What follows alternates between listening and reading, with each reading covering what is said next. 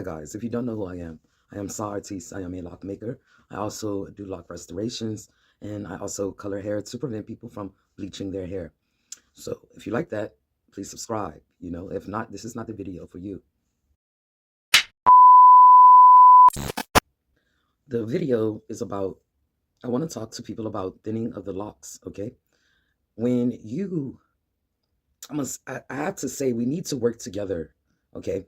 We need to work together in helping each other with locks. And the reason why I say that is because it is too many people that I've seen have their locks combined, but their roots are thinning. Their roots are very fuzzy. You understand what I'm saying? And that's not good. Now, the roots are thinning and people are just combining the locks, but you see that thinning, you see the fuzziness, okay? You should not combine anybody locks when you know that their locks is thinning at the top. You need to look at the roots, and you need to look at the scalp, okay? And I say that because the scalp and the roots are important to having the locks. You understand what I'm saying? It's no different, even if you are just using extensions, the scalp and the root matter because see, the roots have to be strong enough to hold the lock, especially a heavy lock. And most people have their locks like 10 years and more. These locks tends to get heavy. The locks will be about, I say about 25 to about 30 inches long in the span of 10 years. Okay.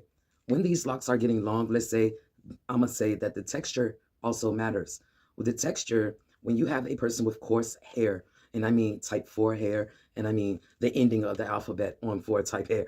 When you have 4 type hair, you understand what I'm saying? It is coarse. This hair draws up. Okay, let me say that. So when you are wicking this hair together, this hair will break apart from the wick that's, well, the lock that's from beside it. So say like, if I was to combine these, this hair is more softer. These will stay pretty much combined and stay together. Versus if my hair was more coarse, then when I combine these, over time, you'll start to see the line depending on if hair was added to it or if hair wasn't added to it. If the person is younger, no.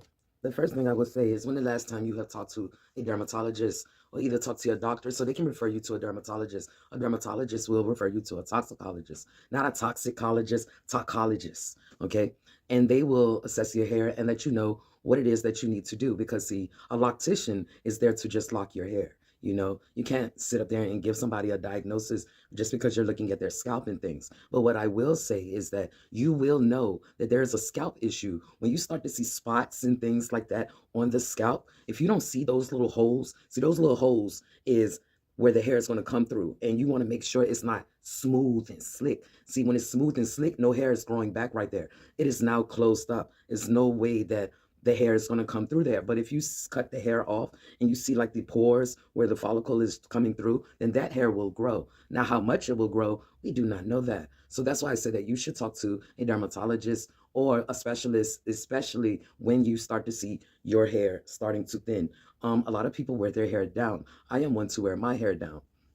Over time, you will see the longer someone locks get, this starts to spread, okay? Sometimes people complain about it being itchy. And so when they scratch, think of some clippers going up there and it's going across the hair follicle. It breaks it down, it cuts it. That's what it does. That's what your nails do. When you are cutting, when you are scratching, this nail is going across that follicle, thinning it, thinning it, thinning it. And then over time, you got this lock dangling from a piece of hair. You know what I'm saying? Not only that, but locks also cause traction, okay? You might have a weight of a lock. Think of your hair as a ship. You understand? And the lock itself is an anchor. So think of when your hair is sitting up there and it has all these thin spots and stuff, that is a time to talk to your doctor about that. A loctician cannot always help you with that. Yeah, they can combine your locks, but that's not good to combine the locks if you're not treating what's going on with the scalp. You have to know what's going on with the scalp to know that it's going to produce enough hair for it to be thick enough to hold the weight of the lock, if that makes sense. You have to make sure of that. It is too many people just combining someone locks and then they come to me and be like, what's wrong? Well, I tell you what's wrong. Your loctician should not have combined your hair like that and then refer you to your doctor. That is the only power that we have, is to let you know that, hey, you need to go to the doctor. Now, versus someone with, let's say, 3 type hair. A person with 3 type hair, this hair will mat together because of the frizziness. The locks will join each other, like this. Like the frizzy, they would do that already. When you have coarse hair, you literally have to break that hair down to make it frizzy. You understand what I'm saying? To where a curly hair person hair will be frizzy. It's naturally like that. A lot of curly hair people do not like the frizziness, and a lot do. So but yeah, when you do that, when that frizzy hair forms up, you know what I'm saying? It starts to get heavy.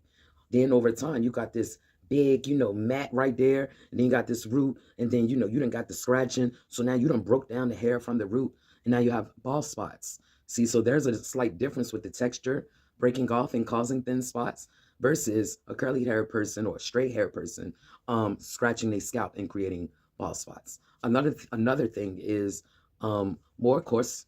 It seems like people with more coarse hair is more dry, it's more brittle. So that also will cause breakage, especially when you are twisting it. When you are sitting up there twisting dry hair, you're breaking it. It's too dry. When your hair starts to sound like chicken, it's dry. When you can hear your hair in your ear, it's dry. You need to moisturize it. You need to have some type of regimen to keep your hair moisturized. You should not just let your hair just do what it wants to do. Now, locks, yeah, you let your locks do what they're supposed to do, but you need to make sure that the scalp is happy and healthy for it to sustain the weight of the locks. Because on coarse hair, when that lock starts to break away, this hair travels back up. Coarse hair draws up. You understand what I'm saying? So this hair will be going this way while this hair will be going this way. And so you'll see that bud at the top of the lock. You know what I'm saying? And when it break off, you got that straight little strings of hair, sticking out from it. The rest of it has been budded because that hair is trying to go back to where it think it belong. So you again have to train the roots. When you should cut your hair off,